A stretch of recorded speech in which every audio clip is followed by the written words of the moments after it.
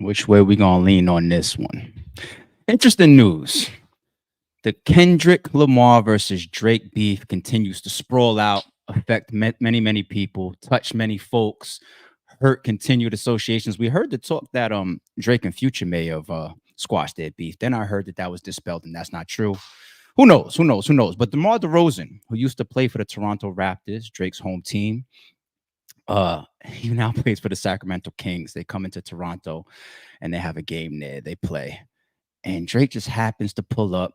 He happens to commentate the game, sends some shots at DeMar. DeMar actually also responds in his post-game interview at the podium in regards to Drake's comments during the game. There's also footage of Drake ice grilling DeMar DeRozan on the court. We're going to play all the videos, and then I want to also pull up a video to try to key in on their relationship. Unfortunately, we're playing this goof tonight, but it is what it is. You know what I mean? Put the camera on Jesse. Forget these clowns. Jesse, clown. Yeah. Let's get a shot of here. Look at that. Wowzers. I ain't gonna lie. When he said that about her right there, I don't really know her like that. I had to Google it real quick, and I Googled if she's DeMar DeRozan's wife. Because I was just like, yo, was he giving that woman right there a legitimate shout out? Like, oh, national treasure, wowzers. Or was that DeMar DeRozan's wife? And he was really like trying to be sarcastic. That's not DeMar DeRozan's wife, though. But I had to double check. I was like, yo, because Drake is petty and Drake is vicious and Drake is sneaky. Yes, if you ever put a DeRozan banner up, I'll go up there and pull it down myself. That's the answer to your question. Nobody mentioned DeMar DeRozan. And Drake just jumped, what? Oh, you're going to ask me about DeMar? Yeah, I'll rip it down if you put it up there. No, that's not what I was going to ask you. So he took the initiative, which also loans to anybody that wants to jump out there and say, listen, just because he said we're playing these goofs or we playing these clowns. He wasn't talking about DeMar. He could have been talking about anybody on the team. No, he made it real clear right there as well. This is all about DeMar, and there's footage of him ice grilling him as well. We'll get there. All right, let's get into the footage of when they got him walking off. This one I'll pull up on a bigger screen. Before I even play, just look at it pause right here. So DeMar DeRozan had already walked past, game over. Look at Drake's face.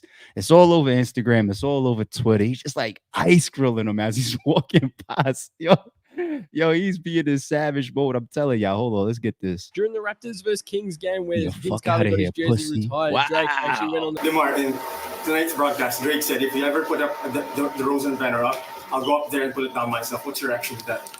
Well, you're gonna have a long way to climb to take it down. So I tell him good luck. Thanks, everyone.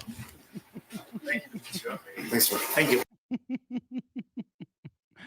All right. I got one more video to play, y'all. So that's the footage. Is it a big deal? Maybe. Maybe not. Depends how y'all interpret it. I haven't answered yet whether I agree or disagree with Drake doing this. And like I said, I got one more angle to play off after that point is made as well. But let's not, overanalyze the actual commentary that Drake did. This is his hometown. How many times has he commentated or been front row or cheered on the Toronto? He's like the mayor out there. We get it. This is why he was approved to be able to take his walls up around his house past like what is like city limits or whatever the case may be. He's the man out there. You know what I'm saying? I mean, ask Rick Ross, right? That's not a shot at Rick Ross. I'm just being real. You got to pay attention to people's power. Drake is a very, very powerful person. Okay. That ice grilling, no. It was very intentional. Let's call a spade a spade. Sorry, it's true.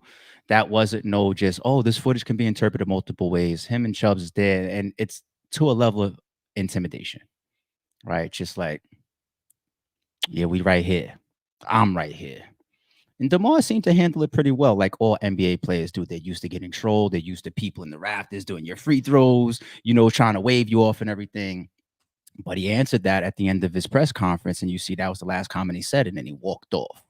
What's the history, though, of Drake and DeMar DeRozan? Was this called for?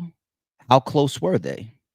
Everybody talks about people turning on Drake post his Kendrick Lamar rap battle.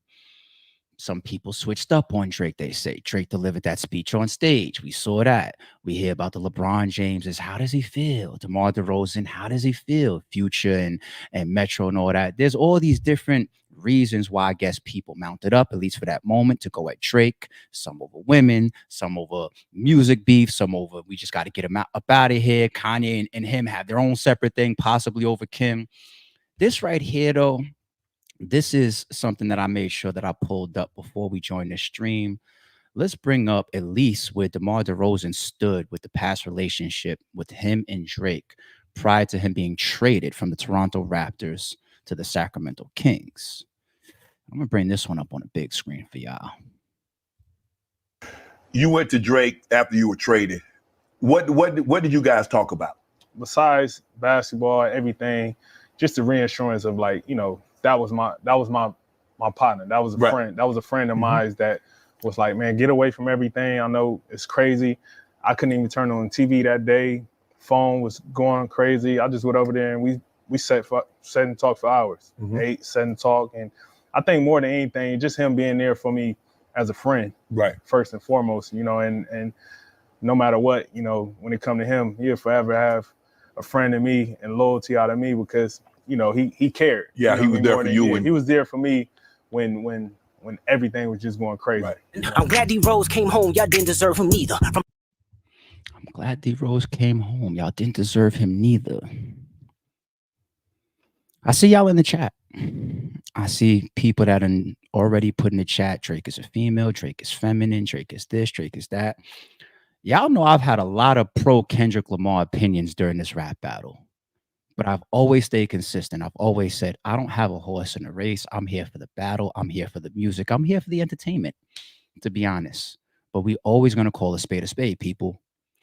Given that didn't come from Drake. If Drake would have said that, I would have taken it with a grain of salt and said, okay, that's Drake's opinion. Maybe Drake was reaching. Maybe Drake thought his relationship with DeMar DeRozan was higher than it really was. That happens. You might look at somebody and swear up and down they got your back a certain way, or maybe your relationship with that person is bigger than it really is, right? And then you could be proven wrong, and then you kind of got to blame yourself.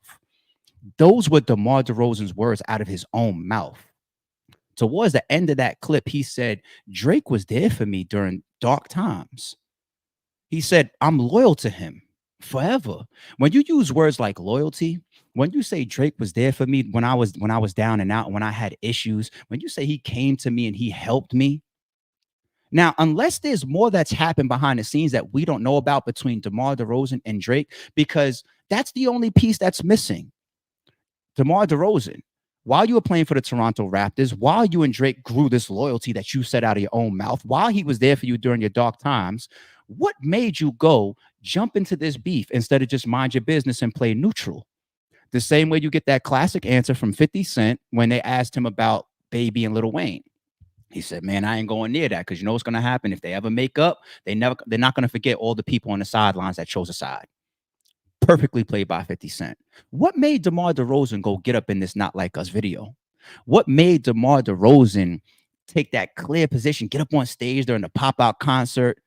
It's clear symbolism, like I'm with him, I'm over here, and I'm co-signing all this going on. This is the worst accusations that's ever been on Drake publicly at this type of level. All the pedo stuff, and it's still staining him. It's still there. It's not going anywhere. And we still counting down to the Super Bowl, blowing it right back out the water again. So if I'm Drake, people, I'm being honest. When Drake has some shit that I'm just like, what the fuck are you doing? Hey, Delilah, like, take that. We're going to be here to talk about it. But right here, this is a point on Drake's side. Unless they come out and tell me something different, because I have to take that stance. We have to be real. We have to say, what if that was your people's? What if that was your people's? If me and DeMar DeRozan is close friends, I'm honoring him as I'm the native hometown mayor of Toronto. You play for us. I got your back, but off the court, outside of just rubbing shoulders and being a celebrity network, I was there for you during your dark times. And when you yourself do interviews, you say you will always have that type of loyalty to me. Then I get into it with this guy over here that's from California. Okay, I get it. You're from out there too. I get into it with this person, right? And what do? You loan your celebrity, you loan your eyes, you loan your position and all this buzz, and you insert yourself into that type of shit right there in the video and crip walking and dancing on a pop-out concert. If I'm Drake, I'm looking at you wild too. I gotta take this position because none of us would want that to happen to us. So when DeMar DeRozan comes around, Drake is supposed to feel that way towards him. Now, let's jump to this last point that I want to make after that. Point on Drake's side, unless something else comes out, I think DeMar is crazy for that, being that those were his own words while he sat there on Club Shay Shay's interview. Here's the thing about it, though. I think as we see stuff like that, it puts Drake in a position where he's got to maintain that energy for anybody that he feels stood opposite from him now. That's the part that I don't like. I feel like principle-wise, Drake is in the right here. But I don't like that he did, because the commentary, you know, Odie, we're playing these goofs. We're playing these clowns. Oh, I'll jump up there and tear down the jersey if you ever put it up.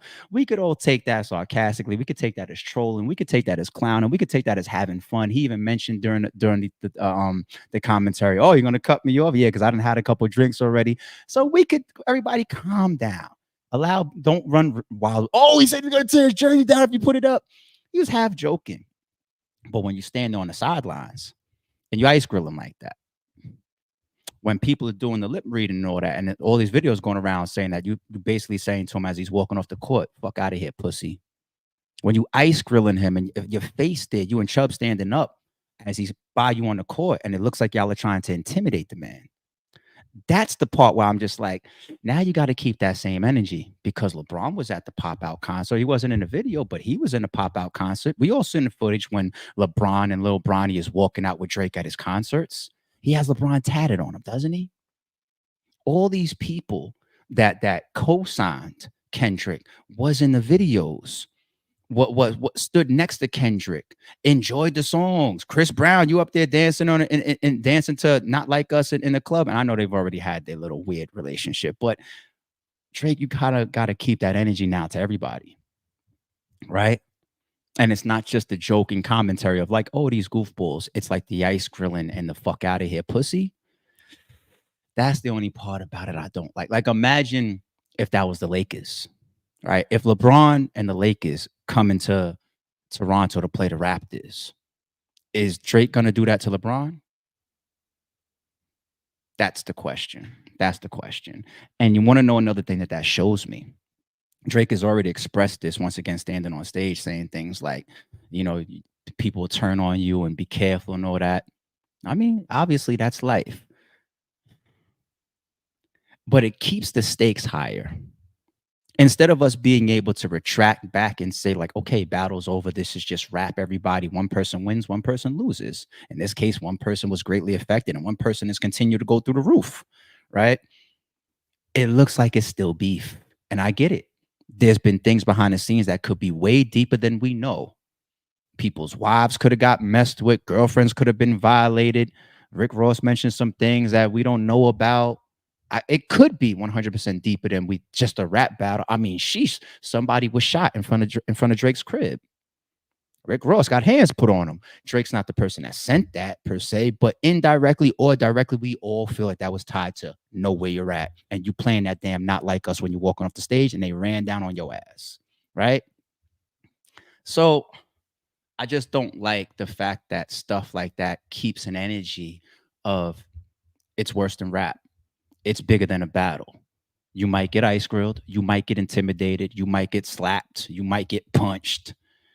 You know, these are grown men, though, so we'll continue to keep our eyes on it. But that's the difference there, people. But all in all, I don't want to say that piece of it and y'all to forget the position that we took earlier. We got to call a spade, people. We played DeMar DeRozan's clip of him saying those words himself. If that's the position you take with me, and then I see you over there when it's dark for me, if you say I was there for you when it was dark for you, but then when it gets dark for me, that's what happens. Nah, I don't fuck with you neither. So Drake ain't wrong in that sense, y'all. You know what I mean? But it is what it is. Sorry, it's true. We got to call a spade and keep it fair. Don't confuse silence with work ethic. I'm a boss making decisions, my first fetish. The verse cherished is perfect, that's a reverse blemish. I dropped it, connected the block, learn Tetris. This is the Sorry It's True podcast. Welcome to the house of. And Shout out to them. Look out, Barty, still got a gun.